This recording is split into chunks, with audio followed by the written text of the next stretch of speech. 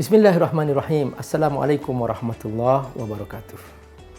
Alhamdulillah, wassalatu wassalamu ala rasulillah wa ala alihi wa sahbihi wa mawala. Sahabat insan SIG rahimakumullah. Kemuliaan adalah harga diri. Dan seorang merasa mempunyai harga diri ketika dimuliakan. Allah subhanahu wa ta'ala memuliakan manusia. Walaqad karramna bani Adam. Kata Allah, aku sudah muliakan anak-anak Adam. Artinya manusia ini adalah makhluk yang paling Allah tinggikan derajatnya. Sampai-sampai para malaikat Allah perintahkan untuk bersujud. Allah firman, usjudu li Adam. Ini perintah untuk para malaikat. Maka semua para malaikat bersujud. Fasajadu. Kecuali satu yang tidak patuh, yaitu iblis. Illa iblis. Sejak itu Allah subhanahu wa ta'ala melaknat iblis. Karena iblis tidak mau memuliakan Nabi Adam alaihissalam. Perhatikan, kalau kita ingin menjadi seorang pribadi yang mulia, ada dua cara. Pertama, kita sebagai anggota di alam semesta. Yang kedua, kita sebagai anggota di sebuah lembaga atau perusahaan. Kalau kita ingin mulia di alam semesta ini, muliakanlah Allah subhanahu wa ta'ala. Agungkan Allah subhanahu wa ta'ala. Jaga nama baik Allah. Jangan sekali-kali merendahkan Allah. Patuhi apa kata Allah. Kata Allah kerjakan, kerjakan. Kata Allah jangan, jangan. Jika kata Allah haram, jauhi. Kata Allah kerjakan, if'al, kita patuhi. Nah, Al-Quran isinya hanya dua. If'al, la taf'al. Kerjakan, jangan kerjakan. Maka orang yang patuh kepada Allah SWT, maka dia pasti akan senantiasa dimuliakan. Tidak saja oleh Allah, tetapi juga oleh para malaikat. Dan kemudian juga oleh semua makhluk yang Allah subhanahu wa ta'ala ciptakan. Ini kemuliaan di alam semesta. Kemuliaan dalam perusahaan. Maka Anda punya pimpinan. Muliakanlah pimpinan Anda. Dialah yang memimpin Anda. Dialah yang mengelola perusahaan. Dialah yang menentukan visi dan misi perusahaan. Dialah yang memulai perusahaan. Maka hendaklah Anda memuliakannya. Hendaklah Anda menjaga nama baiknya. Hendaklah Anda bersungguh-sungguh untuk menerjemahkan pikiran-pikirannya dengan sebaik-baiknya. Dan memahami visi yang telah diletakkan oleh pimpinan-pimpinan tersebut. Pribadi mulia adalah pribadi yang berhasil menjaga nama baik para pimpinan.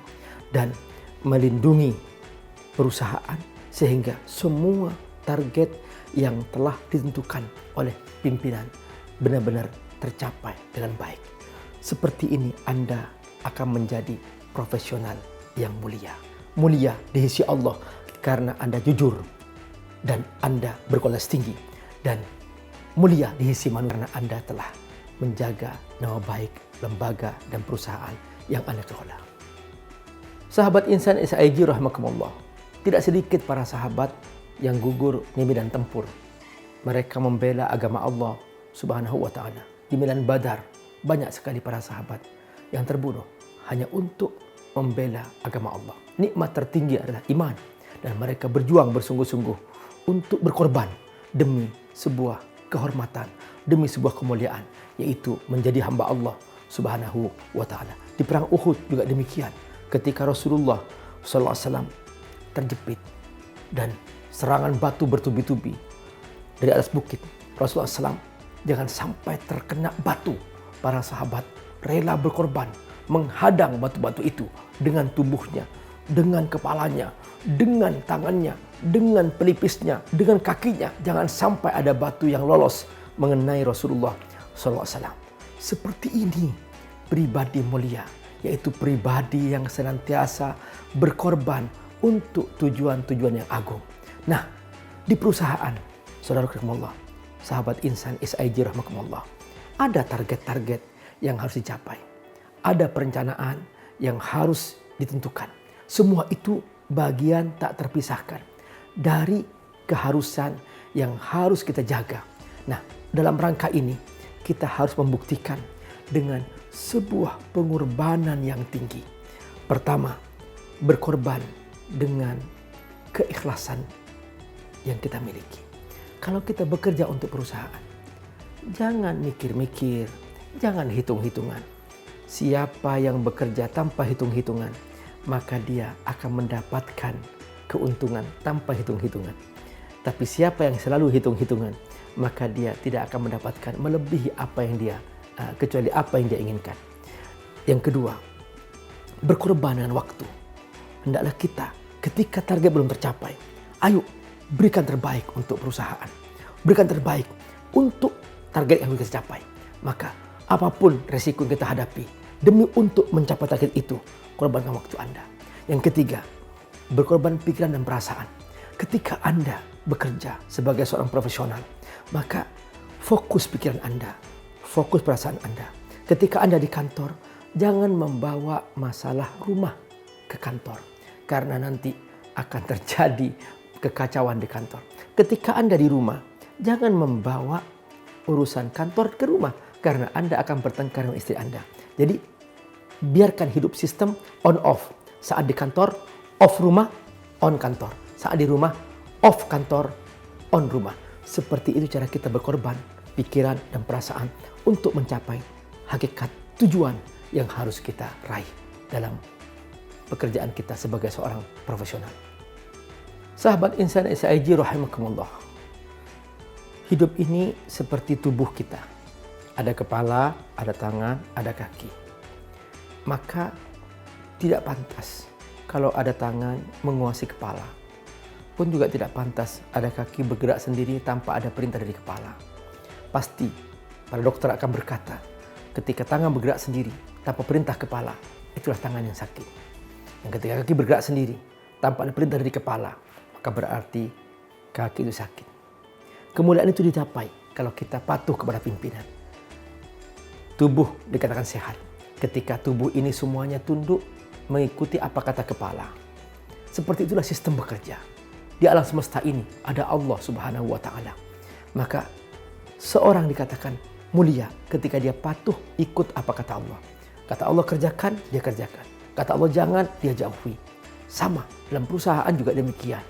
Bahwa seorang dikatakan sukses sebagai profesional, sebagai karyawan, ketika dia ikut apa kata pimpinan. Tentu kalau Allah jelas Allah maha benar, tidak mungkin Allah salah. Tapi kalau makhluk mungkin dia bersalah. Karenanya di zaman Nabi, para sahabat suka bertanya. Ketika Nabi memutuskan sesuatu, para sahabat bertanya, ya Rasulullah, awahyun anzalakallah? Apakah ini wahyu dari Allah?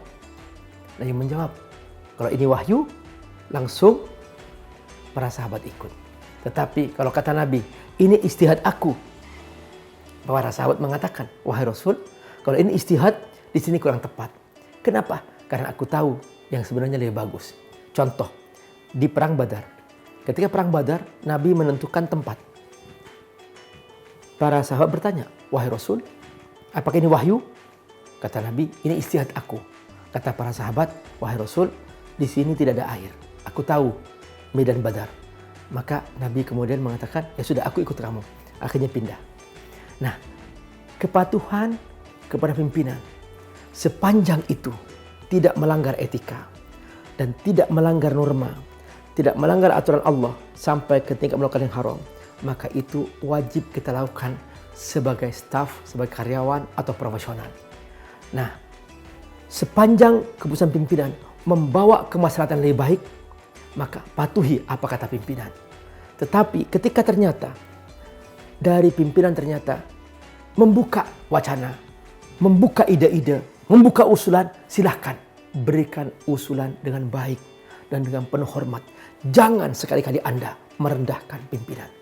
Jangan sekali-kali Anda menganggap pimpinan tidak baik, menganggap pimpinan tidak cerdas. Tidak. Semua kita punya kekurangan. Muliakan pimpinan, hormati pimpinan, dengarkan apa kata pimpinan, dan beri usulan yang baik dengan cara yang baik ketika Anda ingin menjadi seorang profesional pribadi yang mulia. Dan dengan cara ini perusahaan akan menjadi maju dan berkembang, pimpinan tetap dihormati, dan karyawan juga akan mendapatkan kehormatan sebagaimana layaknya dia sebagai staf yang harus mencapai target perusahaan yang harus dicapai. Sampai di sini perjumpaan kita. Allah yabarik fikum. Jazakumullah khairan. Wassalamualaikum warahmatullahi wabarakatuh.